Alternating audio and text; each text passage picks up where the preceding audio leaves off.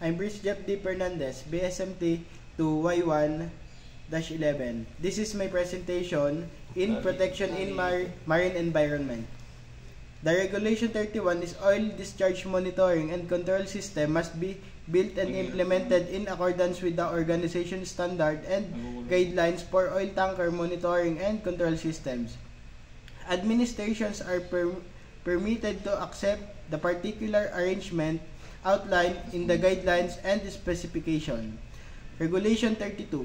Oil, water, interface detectors are available for use in other tanks where oil and water are separated and from which effluent is intended to be discharged directly to the sea.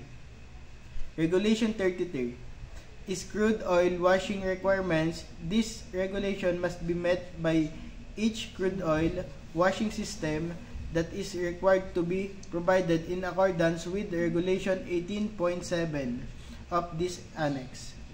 Regulation 34 is control and discharge by oil is substance with the intention of evading the discharge condition outlined in this rule, the maritime environment.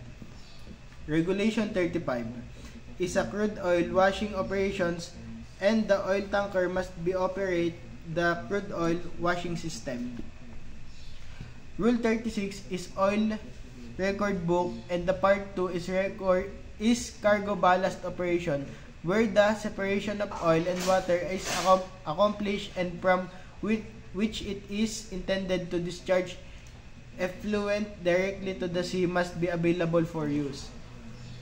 Rule 37 is grip board oil pollution emergency plan is base damage stability and residual structural strength calculation algorithms is required immediately for all oil tankers.